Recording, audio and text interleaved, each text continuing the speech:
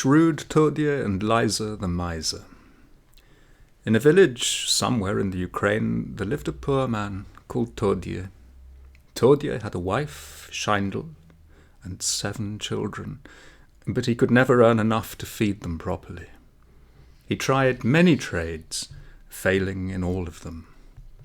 It was said of Todya that if he decided to deal in candles, the sun would never set. He was nicknamed Shrewd Todya because whenever he managed to make some money, it was always by trickery. This winter was an especially cold one. The snowfall was heavy, and Todya had no money to buy wood for the stove. His 7 children stayed in bed all day to keep warm. When the frost burns outside, hunger is stronger than ever, but Shindle's larder was empty. She reproached Todya bitterly, wailing, "If you can't feed your wife and children, I will go to the rabbi and get a divorce." "And what will you do with it? Eat it?" Todya retorted. In the same village there lived a rich man called Lyzer.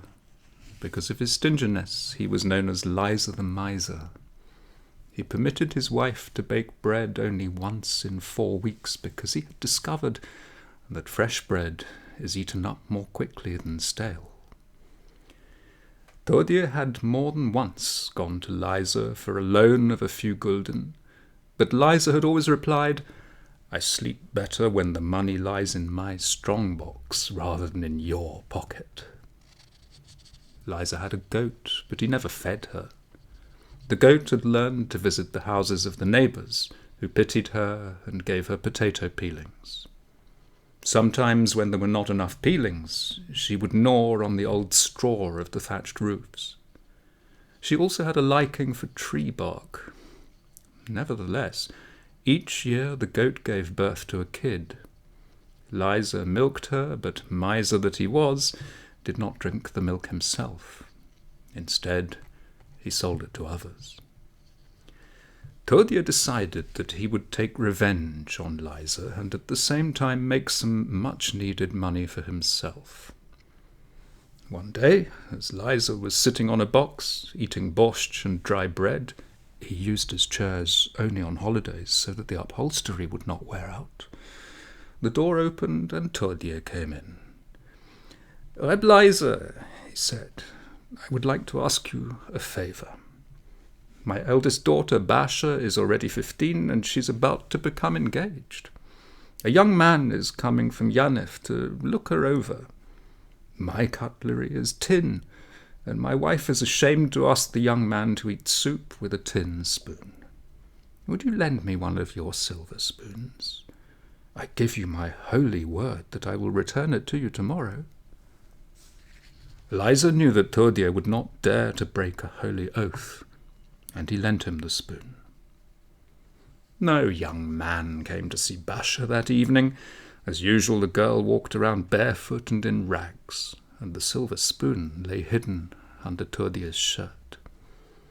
In the early years of his marriage, Todya had possessed a set of silver tableware himself. He had, however, long since sold it all, with the exception of 3 silver teaspoons that were used only on Passover. The following day, as Lyzer, his feet bare in order to save his shoes, sat on his box eating borscht and dry bread, Todya returned. "Here is the spoon I borrowed yesterday," he said, placing it on the table, together with one of his own teaspoons. "And what is the teaspoon for?" Lyzer asked. And Todya said, Your tablespoon gave birth to a teaspoon. It is a child.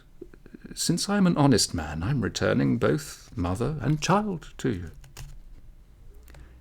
Lyzer looked at Todya in astonishment. He had never heard of a silver spoon giving birth to another. Nevertheless, his greed overcame his doubt, and he happily accepted both spoons. Such an unexpected piece of good fortune! He was overjoyed that he had loaned Todya the spoon. A few days later, as Lyzer, without his coat to save it, was again sitting on his box eating borscht with dry bread, the door opened and Todya appeared. The young man from Yanif didn't please Basha because he had donkey ears, but this evening another young man is coming to look her over. Scheindl is cooking soup for him, but she's ashamed to serve him with a tin spoon. Would you lend me? Even before Todya could finish the sentence, Lyzer interrupted. You want to borrow a silver spoon? Take it with pleasure. The following day, Todya once more returned the spoon, and with it one of his own silver teaspoons. He again explained that during the night the large spoon had given birth to a small one, and in all good conscience he was bringing back the mother and the newborn baby.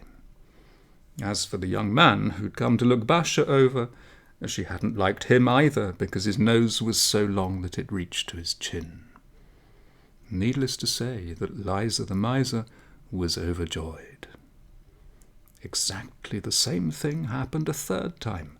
Todya related that this time his daughter had rejected her suitor because he stammered.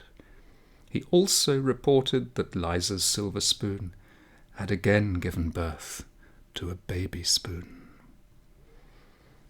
"Does it ever happen that a spoon has twins?" Lyzer inquired. Todya thought it over for a moment. Why not? I've even heard of a case where a spoon had triplets. Almost a week passed, and Todya did not go to see Lyzer. But on Friday morning, as Lyzer, in his underpants to save his trousers, sat on his box eating borscht and dry bread, Todya came in and said, "Good day to you, Reb Lyzer." "A good morning and many more to you," Lyzer replied in his friendliest manner. "What good fortune brings you here? Did you perhaps come to borrow a silver spoon? If so, help yourself." "Today I have a very special favour to ask. This evening a young man from the big city of Lublin is coming to look Basha over. He's the son of a rich man, and I'm told he's clever and handsome as well. Not only do I need a silver spoon, but since he will remain with us over the Sabbath, I need a pair of silver candlesticks, because mine are brass, and my wife is ashamed to place them on the Sabbath table. Would you lend me your candlesticks? Immediately after the Sabbath I will return them to you." The silver candlesticks are of great value, and Lyzer the miser hesitated, but only for a moment. Remembering his good fortune with the spoons, he said, "I have 8 silver candlesticks in my house. Take them all. I know you will return them to me just as you say, and if it should happen that any of them give birth, I have no doubt that you will be as honest as you have been in the past." "Certainly," Todya said. "Let's hope for the best." The silver spoon Todya hid beneath his shirt as usual. But taking the candlesticks, he went directly to a merchant, sold them for a considerable sum, and brought the money to Scheindl. When Scheindl saw so much money, she demanded to know where he had got such a treasure. "Now, when I went out, a cow flew over our roof and dropped a dozen silver eggs," Todya replied. "I sold them. Here's the money." "I never heard of a cow flying over a roof and laying silver eggs," Scheindl said doubtingly. "There's always a first time," Todya answered. "If you don't want the money, give it back to me." "There'll be no talk about giving it back," Scheindl said. She knew that her husband was full of cunning and tricks, But when the children are hungry and the larder is empty, it's better not to ask too many questions. Scheindel went to the marketplace and bought meat, fish, white flour, and even some nuts and raisins for a pudding. And since a lot of money still remained, she bought shoes and clothes for the children.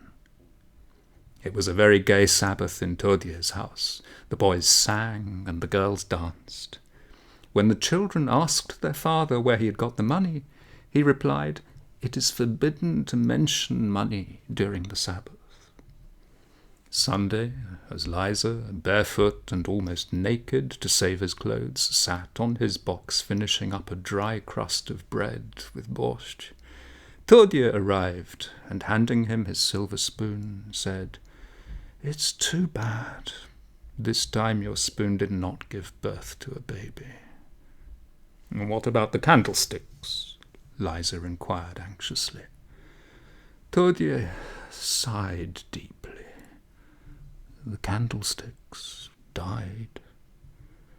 Lyzer got up from his box so hastily that he overturned his plate of borscht. "You fool! How can candlesticks die?" he screamed. "If spoons can give birth, candlesticks can die." Lyzer raised a great hue and cry and had Todya called before the rabbi. When the rabbi heard both sides of the story, he burst out laughing. "It serves you right," he said to Lyzer. "If you hadn't chosen to believe that spoons give birth, now you would not be forced to believe that your candlesticks died." "But it's all nonsense," Lyzer objected. "Did you not expect the candlesticks to give birth to other candlesticks?" the rabbi said admonishingly. "If you accept nonsense when it brings you profit, you must also accept nonsense when it brings you loss." And he dismissed the case. The following day, when Lyzer the miser's wife brought him his borscht and dry bread, Lyzer said to her, "I will eat only the bread. Borscht is too expensive a food, eaten without sour cream." The story of the silver spoons that gave birth and the candlesticks that died spread quickly through the town. All the people enjoyed Todya's victory and Lyzer the miser's defeat. The shoemakers and tailors' apprentices, as was their custom whenever there was an important happening, made up a song about it.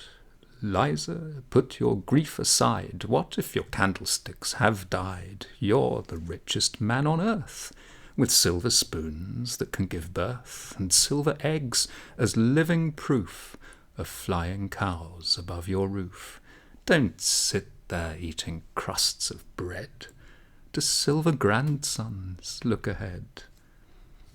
However, time passed, and Lyzer's silver spoons never gave birth again.